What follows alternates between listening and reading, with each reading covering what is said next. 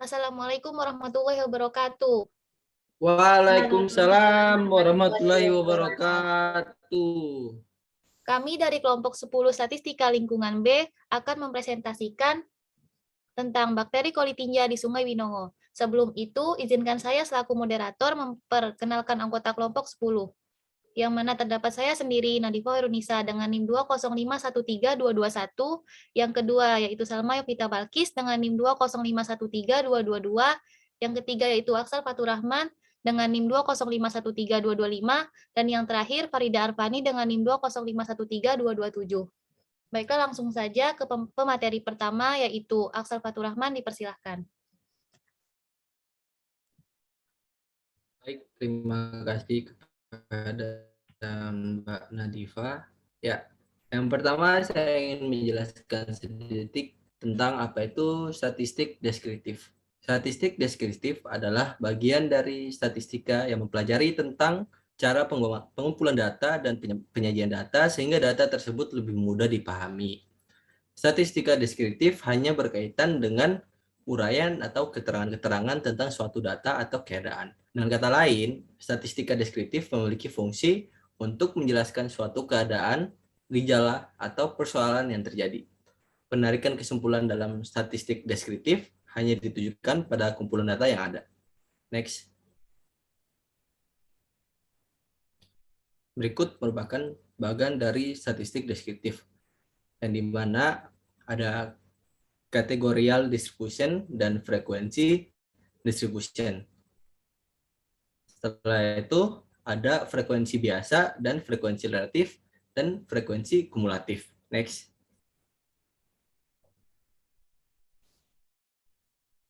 Oke, berikut ada pie chart. Pie chart merupakan sebuah diagram lingkaran atau sebuah grafik statistik berbentuk lingkaran yang dibagi menjadi irisan-irisan untuk menggambarkan proporsi numerik. Dalam sebuah diagram lingkaran, panjang busur setiap irisan proporsional dengan kuantitas yang diwakilinya. Kenapa kita memilih pie chart? Karena data yang akan disajikan akan terlihat lebih menarik dan enak untuk dilihat, dan juga mudah untuk dimengerti. Next. Bakteri kolitinja. Bakteri kolitinja merupakan bakteri termotoleran yang dapat beradaptasi dengan cara stabilisasi protein pada suhu di saluran pencernaan. Coliform tinja atau kolitinja dapat juga melakukan fermentasi dengan menghasilkan asam dan gas pada suhu 44,50 Celcius. Coliform tinja memiliki korelasi yang cukup kuat dengan pencemaran tinja atau kotoran hewan berdarah panas. Next.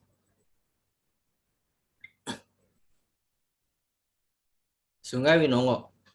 Sungai Winongo berada di kota Yogyakarta. Sungai Winongo adalah salah satu sungai yang mengalir dari daerah istimewa Yogyakarta. Panjang sungai ini adalah 43,75 km dan mengalir melintasi Kabupaten Sleman, Kota Yogyakarta, dan Kabupaten Bantul. Kualitas air Sungai Winongo sendiri menunjukkan tren spasialis mayoritas mengalami peningkatan, sedangkan temporal mayoritas fluktuatif. Tinggi rendahnya kualitas air juga dipengaruhi oleh kategori tutupan lahan. Hasil analisis sumber pencemaran didapati bahwa sumber pencemar di Sungai Winongo dikelompokkan menjadi beberapa komponen, yaitu domestik, industri logam, pertanian, pabrik, peternakan, dan kegiatan usaha. Sumber pencemar domestik, pertanian, dan kegiatan usaha menjadi penyumbang terbesar pencemaran di Sungai Winongo. Parameter bakteri coli total dan coli tinja merupakan parameter yang paling besar, memberikan kontribusi kepada pencemaran air sungai yang ada. Bakteri coli tinja ini dimungkinkan karena kotoran disebabkan karena perilaku manusia yang masih melakukan dan belum berubah untuk stop buang air besar dan juga limbah dari kotoran hewan. Sekian dari saya, terima kasih. Baiklah, selanjutnya kepada Farida, dipersilahkan. Baik, selanjutnya di sini ada bagan pengamatan. di mana pengamatan ini dilakukan di Sungai Winongo dengan parameter kandungan bakteri coli tinja yang dilakukan di 8 lokasi pengamatan. Pengamatan ini dilakukan selama 1 tahun, yang dimana 1 tahun itu terdapat 3 periode. Dan pengamatan ini dilakukan dari tahun 2013 sampai tahun 2020. Pada perhitungan kali ini yang digunakan adalah data rata-rata yang didapatkan dari periode. Di sini dapat dilihat data pada 8 titik yang diamati selama 8 tahun. Pada tabel ini terdapat parameter, yaitu bakteri coli tinja dengan satuan GPT per 100 ml dengan baku mutu yaitu 100. Pada tabel pertama ini terdapat data tahun 2013 dan 2014 yang dimana setiap tahun ada 3 periode, dan data yang digunakan pada perhitungan kali ini yaitu data rata-rata yang didapatkan dari periode pertama, kedua, dan ketiga. Pada tabel yang kedua ini juga sama dengan tabel yang pertama, yang dimana data yang digunakan yaitu data rata-rata dari periode pertama, periode kedua, dan periode ketiga. Dan 2017 dan 2018 sama dengan data-data sebelumnya, yang digunakan juga tetap sama yaitu rata-rata dari per periodenya. Di sini ada 2020 yang dimana periode hanya terdiri dari periode pertama dan periode kedua. Jadi rata-rata yang didapatkan di sini hanya dari periode pertama dan periode keduanya saja. Sekian, terima kasih. Baiklah, untuk pemateri selanjutnya, kepada Salma dipersilahkan. Oke, selanjutnya tadi udah dilihatkan tabel-tabel dari hasil olahan data yang sudah kita lakukan.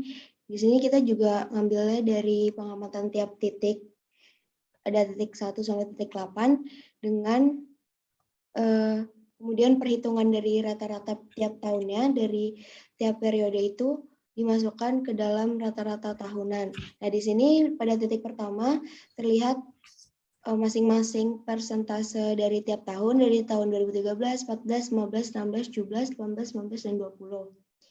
Selanjutnya, di titik kedua juga sama, tetap dimasukkan dari data rata-rata hasil olahan yang sudah kita buat. Di sini pada tahun 2014, bakteri coli tinja yang diamati pada titik 2 merupakan persentase yang paling besar di antara tahun-tahun lainnya, di mana pada tahun 2014 mencapai angka 40,9%. Selanjutnya pada titik ketiga,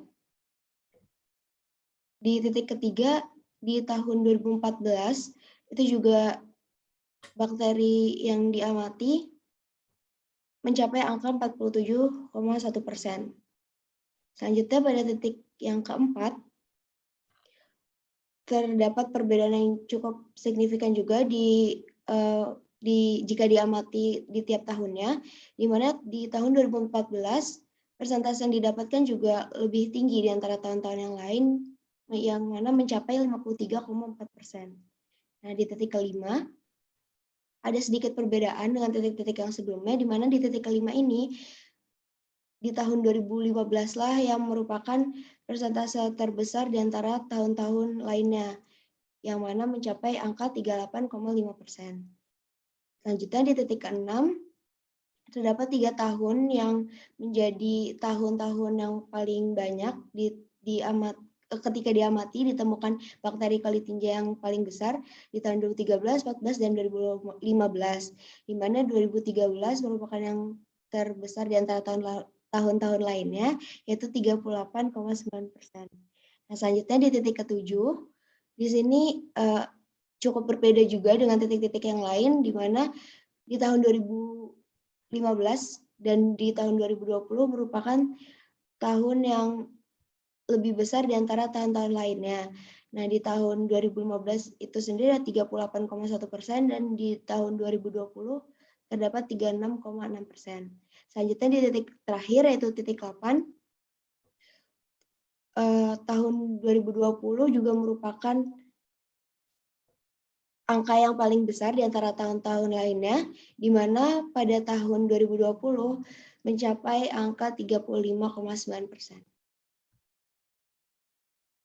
Next.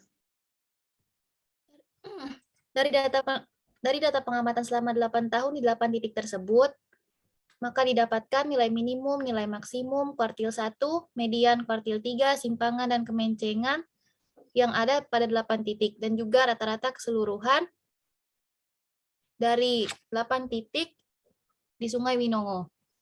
Maka dapat disimpulkan rata-rata terbesar parameter bakteri coli tinja di Sungai Winongo berada di titik 6, yaitu di Jedongkelan, Kasihan, Bantul sebesar 257.830,42.